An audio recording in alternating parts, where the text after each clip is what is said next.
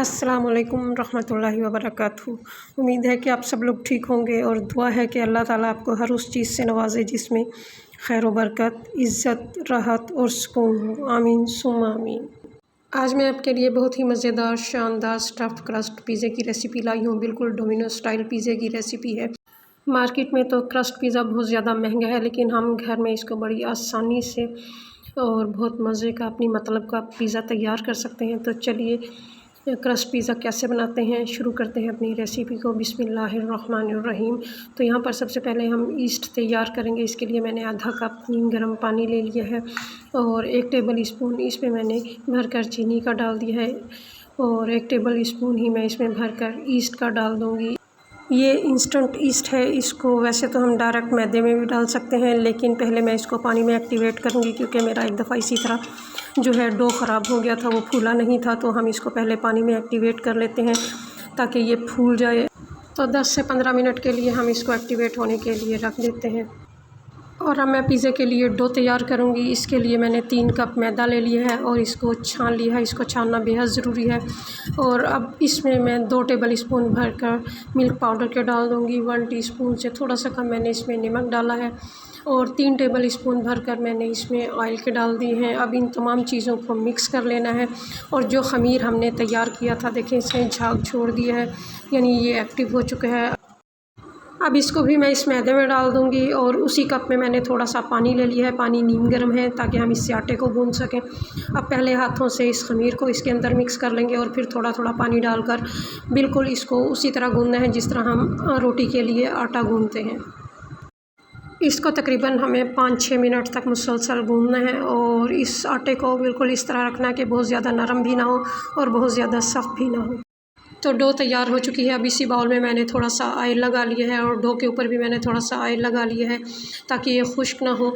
और अब इसके ऊपर ढकना देकर मैं इसको 1.5 घंटे के लिए रख दूँगी, या उस वक़्त तक आपने इसको रेस्ट देना है जब तक ये अपने साइज़ से डबल ना हो जाए। तो अब मैं पिज़्ज़े के लिए स्टफ़िंग तैयार करूँगी। इसके लिए मैंने 3 से 4 टेबल स्पून ऑयल ले लिया है और एक छोटे साइज़ का प्याज मैंने बारीक बारीक काट लिया है। वो ऑयल में डालकर मैं फ्राई कर लूँगी। इसे 30-40 सेकंड फ्राई करना है। अब मैं इसमें 1 टेबल स्पून लहसुन और अदरक का पेस्ट डालकर इसको भी बस इतना ही फ्राई करना है कि इसका जो है कच्चापन दूर हो जाए। अब मैं इसमें डालूँगी 1 टमाटर। बड़े साइज़ का मैंने 1 टमाटर लेकर उसको मोटा मोटा काट लिया था। तो इसको फ्राई करना है। इसको फ्राई इतनी देर करना है कि इसका जो पानी है वो खुश्क हो जाए।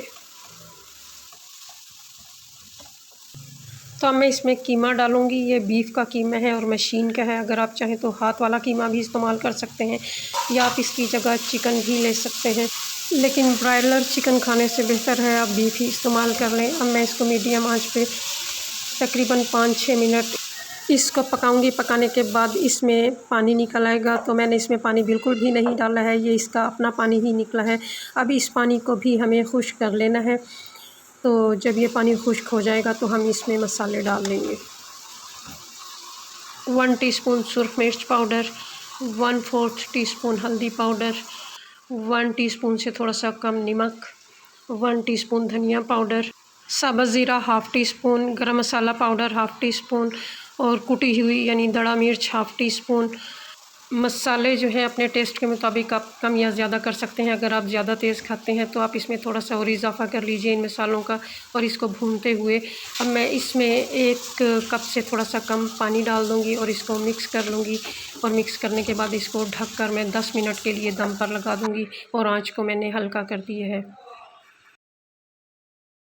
10 मिनट के बाद मैंने इसको खोल लिया है। कीमा गल चुका है और अब मैं इसको थोड़ा सा भून लूँगी। और अब मैं इसमें डालूँगी शिमला मिर्चें। ग्रीन शिमला मिर्चें मैंने कटी हुई 1 कप ली हैं और रेड वाली जो है वो मैंने आधा कप ली है। आप चाहें तो ग्रीन वाली ही डालें, तो जो आपकी मर्ज़ी, आप इसमें सब्ज़ी कोई भी अपनी मर्ज़ी से ऐड कर सकते हैं। तो अब हमें इनको 3-4 मिनट कीमे में पकाना है, बस ज़्यादा इसको गलाना नहीं है। तो ये तकरीबन थोड़ी सी नरम हो चुकी हैं। चूल्हा मैंने बंद कर दिया है और 1 कप बारीक कटी हुई बंद गोभी का मैंने इसमें डाल दिया है और मैं इसको मिक्स कर रही हूँ। आप चाहें तो इसको स्किप भी कर सकते हैं, लेकिन मुझे और मेरे बच्चों को बंद गोभी का टेस्ट बहुत अच्छा लगता है। ख़ास तौर पे कीमे में या इस तरह की चीज़ों में मैं बहुत डालती हूँ।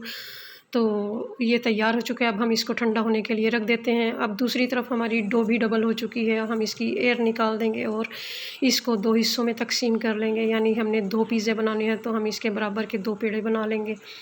तो किचन सरफेस पे मैंने मैदा डस्ट कर लिया है और एक पेड़ा लेकर उसके ऊपर मैंने मैदा डस्ट कर दिया है और बेलने की मदद से मैं इसकी रोटी बना लूँगी। रोटी हमें पिज़्ज़ा ट्रे से तकरीबन 1 डेढ़ इंच बड़ी बनानी है।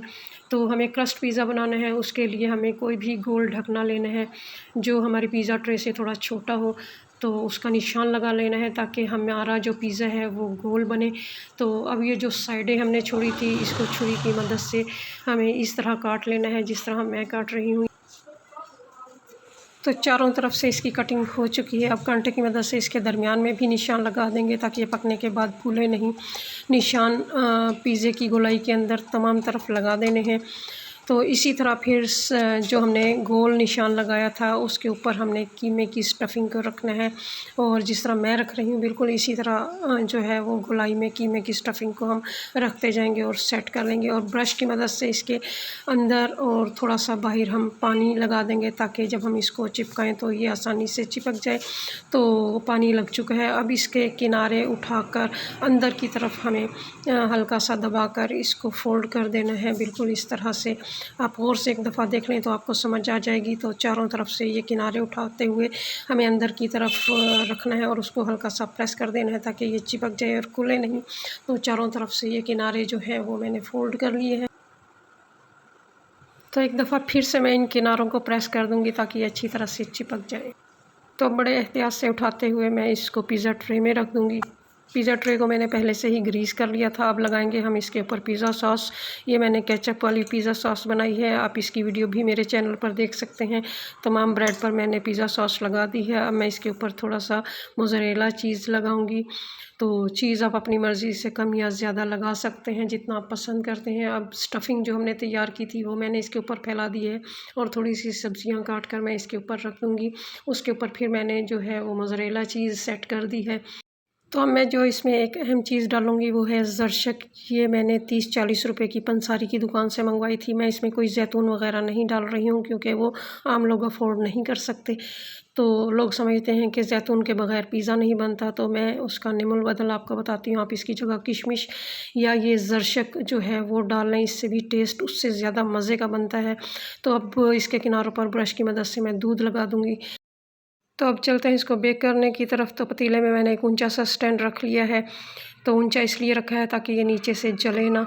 तो इसको मैं स्टैंड पे सेट कर दूंगी और ढकना लगाकर इसके ऊपर कपड़ा डाल दूंगी ताकि ढकना हमारा जो है वो ऊपर से भी गर्म रहे और पिज़्ज़े को हीट मिलती रहे। और 45 मिनट के लिए मैं इसको बिल्कुल हल्की आंच पर बेक होने के लिए छोड़ दूँगी।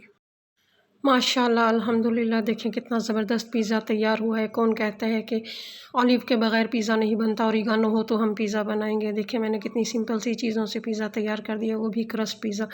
तो इतना नरम और इतना मज़े का ये बना कि सब उंगलियां चाटते रह गए। तो मैं आपको इसको क्लोज़अप करके भी दिखाती हूँ। देखें कितना नरम और कितना चीज़ी पिज़्ज़ा बना है। मैं इसको आपको दूसरी तरफ से भी दिखाती हूँ। इसके पीछे कितना अच्छा ज़बरदस्त कलर आया है। यकीन मानिए जब हमने इसको खाया तो बहुत ही मज़े का था। बाज़ार के पिज़्ज़े की तरह कोई इसकी रोटी सख्त नहीं थी। अल्हम्दुलिल्लाह दूसरा पिज़्ज़ा भी मैंने बिल्कुल ऐसे ही तैयार कर लिया है। तो कैसी लगी आपको मेरी क्रस्ट पिज़्ज़े की सिंपल सी रेसिपी? और जब भी आप मेरी इस रेसिपी को ट्राई करें तो ज़रूर मुझे फ़ीडबैक कीजिएगा कि आपका पिज़्ज़ा कैसा बना। तो जल्दी से मेरे चैनल को सब्सक्राइब कर दें, लाइक करें और फैमिली और फ्रेंड्स में इसको शेयर भी ज़रूर किया करें। एक लाइक कर देंगे तो हमारी मेहनत वसूल हो जाती है। दुआओं में याद रखिए। फ़ी अमानिल्लाह।